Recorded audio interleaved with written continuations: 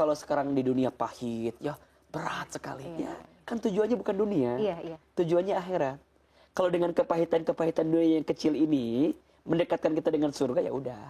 Nah, tapi meyakini dan memaknai bahwa kepahitan ini akan berbuah manis, itu kan juga nggak langsung ya, Nggak Ahilman, langsung. nggak instan. Tapi itu tadi ya, dipupuk, Itu pupuk. dipupuk pelan-pelan. Dan yang harus kita yakini bahwa dunia bukan akhir. Dunia bukan Dunia ini akhir. hanyalah perjalanan etape kita saja. Banyak orang yang gelisah dengan lika-liku dunia karena menganggap dunia adalah akhir kehidupannya. Iya, iya. Ya. Tapi orang akan lebih tenang menjalani hidup di dunia karena dia tahu, ini mah sementara. Ada akhir tujuan kita. Ibaratnya orang yang mendaki gunung, ketika dia tahu puncak adalah tujuannya, maka seberat apapun rintangan saat dia mendaki akan dia lalui kan? Karena bukan ini tujuan saya, itu. Nah, kalau dalam proses mendaki ini ada ujian, ada godaan, dan harus kita jadi tidak sampai pada puncak, yang penting tujuannya adalah puncak. Kalau tidak ketemu sampai puncak, minimal aku sudah berkorban terbaik untuk mencapai puncak itu. طلع البدر علينا من Ahilman, jika kelelahan dan rasa sakit menimpa kita dengan penderitaan yang amat sangat, apakah nantinya akan ada kenikmatan? Silahkan. Jadi, iya, pastilah. Ya, tidak ada rasa pahit yang kita rasakan kecuali akhirnya ada rasa manis. Ibaratnya obat. Obat itu notabene ya, rasanya apa? Pahit. Tapi saat kita mau menelannya, maka di saat itu akan ada rasa manis yang kita dapatkan ketika kesembuhan datang dengan izin Allah daripada obat yang kita minum tersebut. Maka begitulah hidup. Dunia ini bukan tempat tinggal kita. Dunia ini tempat meninggal kita. betul. Hidup bukan untuk hidup, tapi hidup untuk yang maha hidup. Mati bukan akhir kehidupan, justru mati itu adalah awal kehidupan yang sebenarnya. Maka orang yang menjadikan dunia sebagai penjara bagi hidupnya, artinya dia itu memang mengekang dirinya untuk berbuat buruk gitu. Karena dia tahu bukan ini tujuannya. Nanti di surga dia akan mendapatkan balasan selama dia di dunia dengan segala kepahitan yang dia rasakan. Maka jangankan nanti di akhirat ya Mbak Mila. Kata Nabi, segala sesuatu dari kesedihan, kekhawatiran, kegelisahan, rasa sakit, sampai duri yang menusuk kakimu, maka di saat itu Allah sedang menghapuskan dosa-dosamu. Nah, kalau kita pahami ini, berarti tidak ada yang namanya kesedihan abadi kan? Tidak ada yang namanya kebahagiaan abadi. Baru abadi ketika nanti di surganya Allah Subhanahu wa taala. Fa inna ma'al usri yusra. Inna ma'al usri yusra. Maka sesungguhnya bersama kesulitan ada kemudahan. Sesungguhnya bersama kesulitan ada kemudahan. Bukan hanya di dunia, tapi nanti saat nanti di akhirat. Makanya orang biasanya ya, dan memang ini Nabi juga sampaikan, jalan ke surga itu berlika-liku katanya, berat. Tapi jalan ke neraka itu seringkali dianggap sesuatu yang enak kan. Jadi jalan ke surga memang menyakitkan, jalan ke neraka memang memudahkan. Terus gimana tuh? Ya udah, siapa yang serius mendekat kepada Allah saat di dunia, maka nanti dia akan mendapatkan kenikmatan yang paling nikmat ketika nanti di surga. Tapi barang siapa yang menjauh dari Allah, dia merasa nikmat dengan dunia, tapi sebenarnya dia terperangkap dengan keadaan dunia yang bukan akhir segalanya.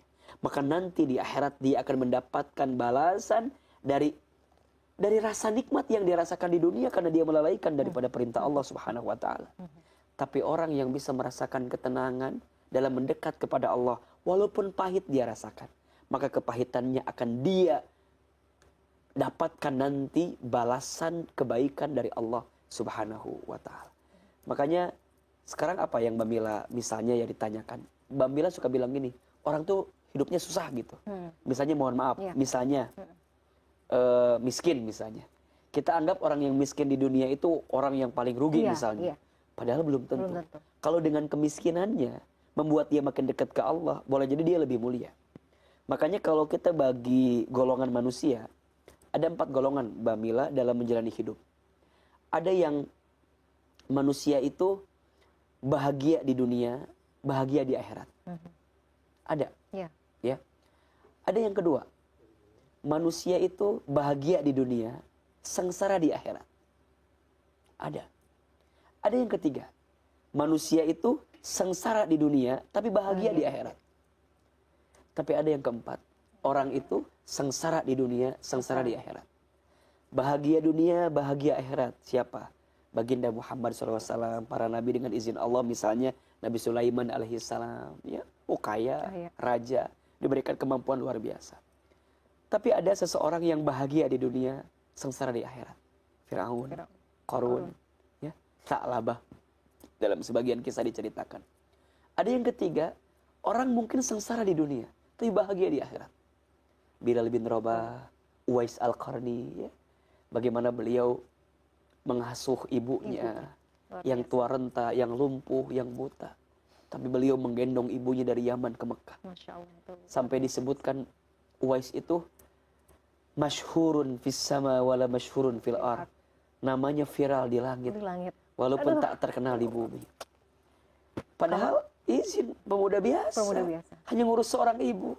Tapi bisa disebutkan orang ini terkenal di langit tapi tak terkenal di bumi. Kalau tidak salah ada sahabat juga yang kemudian sempat meminta didoakan oleh Uwais Al-Qarni, ya. Itu sahabat Umar bin Khattab radhiyallahu anhu. Karena satu kali Umar pernah diceritakan nanti akan ada satu orang pemuda yang berangkat dari Qarn, dari Yaman, ya, akan datang ke kota Mekah mengantarkan ibunya untuk haji. Apa cirinya? Cirinya itu kalau kamu nanti buka bajunya, kamu lihat punggungnya akan banyak keluar darah dari punggungnya. Maka singkat cerita bertemulah.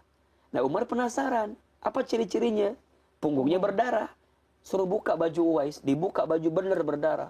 Ketika ditanya, kenapa engkau berdarah? Ternyata punggungnya berdarah karena gesekan kursi akibat menggendong ibunya dari Yaman ke Mekah. Di dunia mungkin tidak terkenal, mungkin biasa saja, tapi terkenal di langit. Nah, na'udzubillah ada yang keempat, sengsara di dunia, sengsara di akhirat. Jadi kita mau pilih yang mana? Gitu. Nah, oleh karena itu jangan menjadikan dunia sebagai patokan, jangan menjadikan dunia sebagai patokan seperti apa kebahagiaan kita. Bukan. Kita belum dikatakan sukses kalau kita belum masuk surga. Betul. Itu aja yang harus itu aja. Ya kan? Dan mindset kita juga harus, ternyata ini tuh berkaitan juga dengan bagaimana cara kita memandang juga, ya. Betul. Maksudnya betul. Apa yang tadi kita rasakan gitu, maksudnya rasa sakit atau mungkin kebahagiaan yang ada di dunia ini, itu tergantung bagaimana cara kita tadi merespon. Makanya kita harus tetap berdoa kepada Allah kan. Jadi antara doanya pemirsa bisa baca Allahumma inna nas'aluka salamatan fid din wa afiatan fil jasad wa ziyadatan fil ilmi wa barakatan fil rizki. Perhatikan. Selamat dalam agama. Gitu kan? Afiat badan, tambah ilmu, berkah rezeki, ya. Bukan banyak rezeki, berkah rezeki. Bukan sehat tapi afiat. Apa bedanya sehat dengan afiat? Sehat wal afiat biasanya gitu, nah, ya. Gitu kan?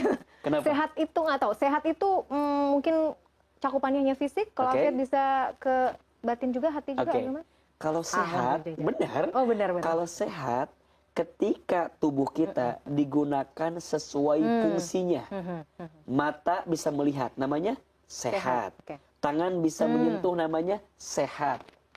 Jadi anggota tubuh digunakan sesuai fungsinya. Itu sehat. Tapi kalau afiat, perhatikan. Afiat itu ketika anggota tubuh digunakan sesuai fungsi yang diinginkan oleh yang menciptakannya. Mata bisa melihat, namanya apa? Sehat. Tapi ketika mata hanya melihat yang baik-baik saja, namanya sehat wal afiat. Oh, Masya Allah. Jadi itu sebenarnya. Jadi untuk kebaikan tadi, ya? Iya. Tangan bisa mengambil, menyentuh, tapi hanya menyentuh yang baik-baik saja. Sehat wal afiat. Gitu?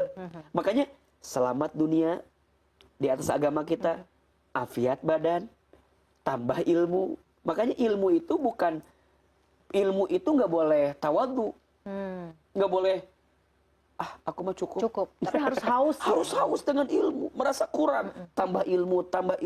Makin tambah ilmunya, makin meningkat imannya. Makin meningkat imannya, makin bertambah ibadahnya. Makin bertambah ibadahnya, makin banyak amalnya. Makin banyak amalnya, makin indah akhlaknya.